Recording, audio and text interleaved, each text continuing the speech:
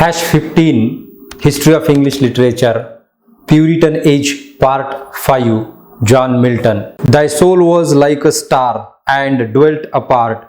Thou hadst a voice whose sound was like the sea, pure as the naked heavens, majestic free. So didst thou travel on life's common way, in cheerful godliness, and yet thy heart the lowliest duties on herself did lay. Friends, these are the words of William Wordsworth in his sonnet on Milton.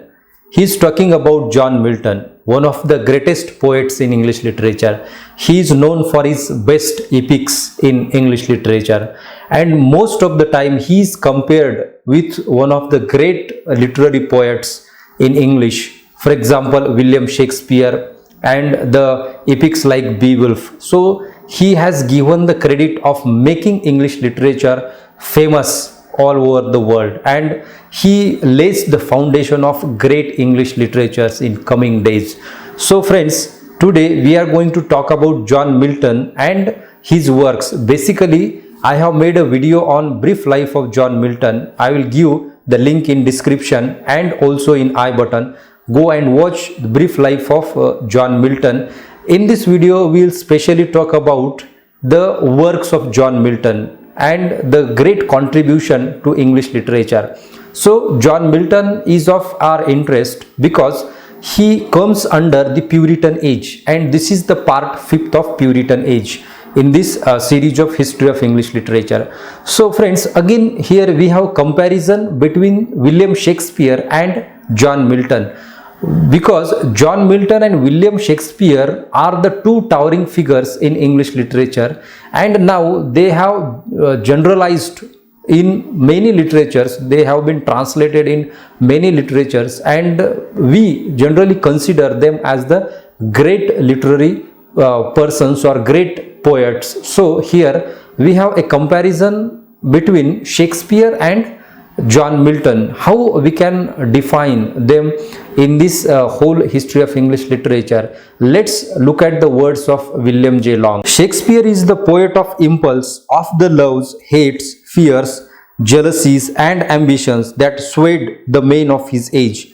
Milton is the poet of steadfast will and purpose, who moves like a god amid the fears and hopes and changing impulses of the world, regarding them as trivial and momentary things that can never swerve a great soul from its course. With this comparison, we understand what is the place of John Milton in English literature.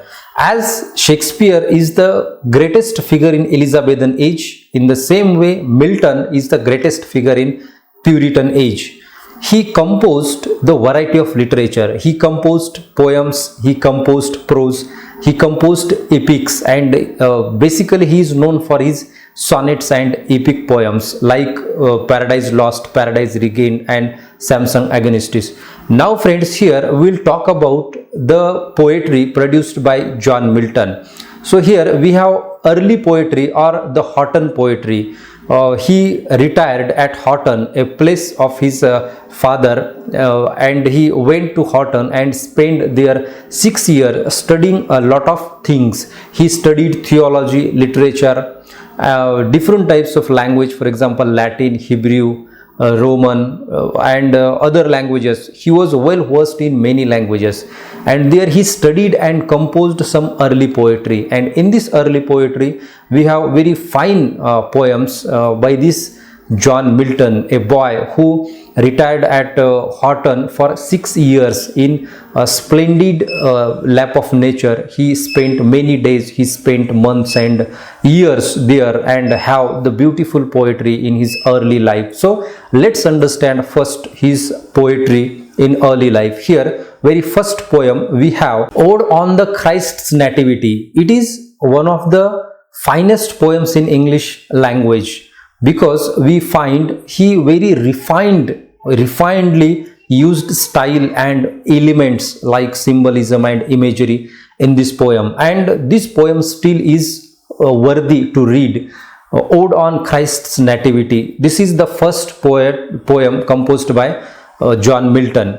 Next we have El Allegro and Il Pensereso. Now these two poems are joyous poems in which we find he describes the nature, the shining sun, the heats, the moors, the nature's atmosphere, different types of things we have in this poem. And these poems are from the pen of a happy person, John Milton. So he was happy with his life in those days, and hence we find this happiness is reflected in his poem called Il Pensereso or El Allegro. So it is very simple and best for reading. Number 4th, we have the Masque of Camus. So the Masque of Camus is a masque in English literature, as we talked about masque in Elizabethan period, which was popularized by Ben Jonson. On the same line, we find this masque, and this is the most exquisite masque in English literature, or exquisite masque drama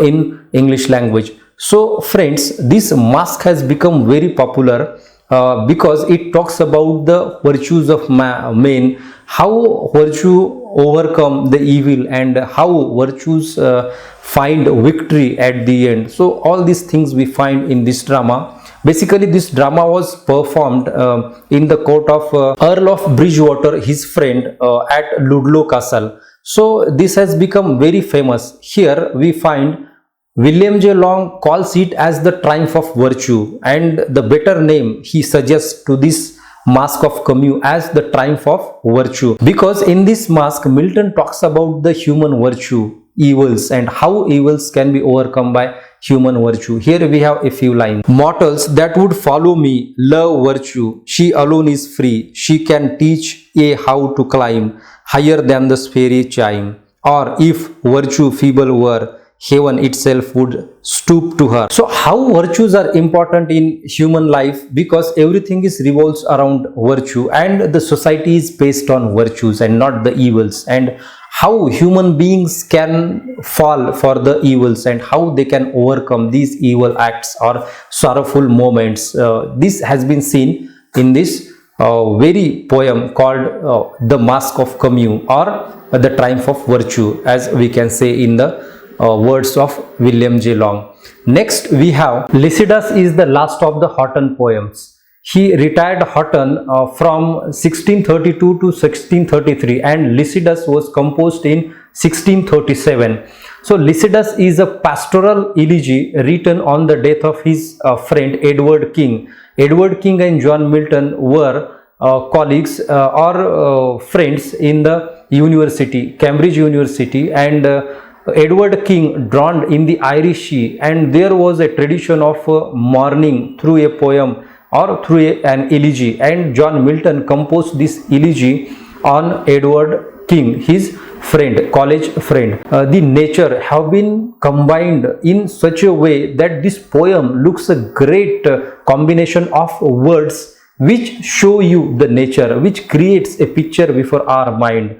So friends, this Lycidas is considered the best poem in English literature still today for its elements, but some critics say that there are a lot of imagery and symbolism, and in those days also, in Puritan age, we find that this elegy have been criticized a lot for its heathen symbolism, for its different imagery. But now we understand the things which have been incorporated by John Milton in this poem, and how this poem has become a very different poem with its delineation of nature, the description of nature, the singing of birds, the heath, the moors, the shepherds, and these friends Milton and Edward King. So this is again a very good poem. We should read this poem for our understanding and the understanding of the character of John Milton. Next, he composed some sonnets, very beautiful sonnets in the history of English literature, as we find John Milton.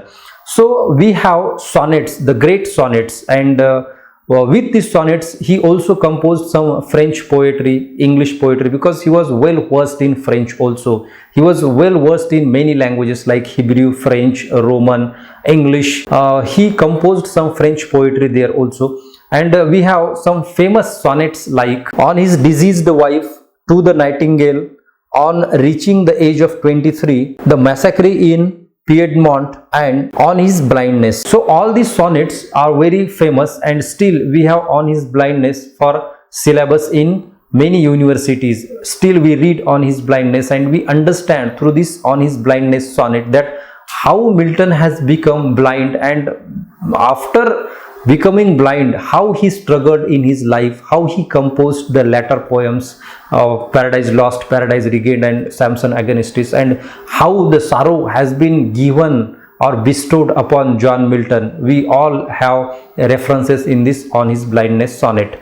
So friends, these are his early poetry. Now he also composed some prose works, and in his prose works actually there are many works he composed in the prose style. For example, we have a very famous pamphlets, political pamphlets by John Milton, because John Milton was a poet who fought against injustice, and he has the impulse against injustice, and we can find the same things are there in the pamphlets he composed, political pamphlets. Here we have a very famous prose work of John Milton, Areopagitica, and in Areopagitica he talks about injustice and how this injustice can be fought, because this work now held as a very good specimen for the liberty of press, for the freedom of press, for the independence of press, because in those time there was censorship on the works, and first the poets or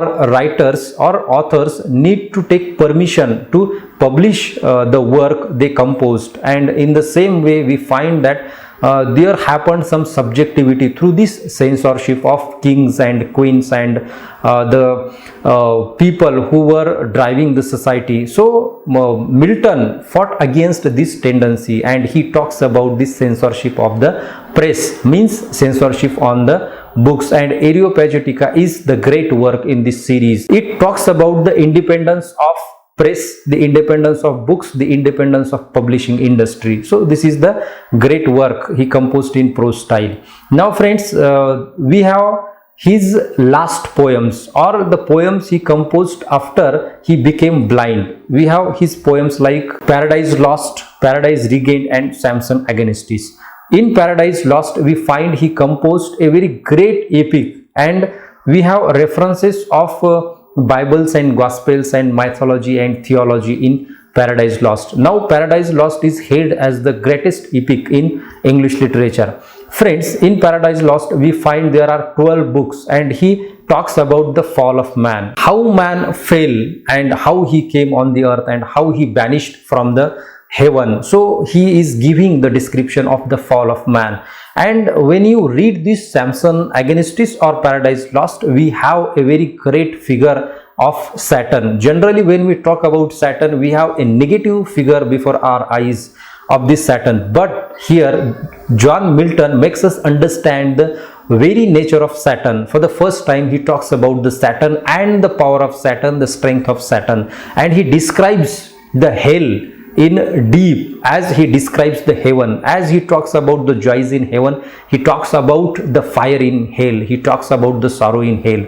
And here we have his own words in Paradise Lost about heaven and hell. Let's read these words and understand how mighty this poem is in English literature. Is this the region, this the soil, the clime, said then the lost archangel, this the seat that we must change for heaven, this mournful gloom for that celestial light.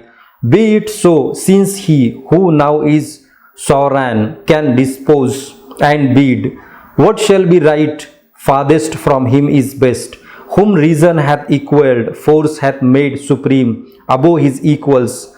Farewell, happy fields, where joy forever dwells. Hail, horrors, hail, eternal world, and thou profoundest hell.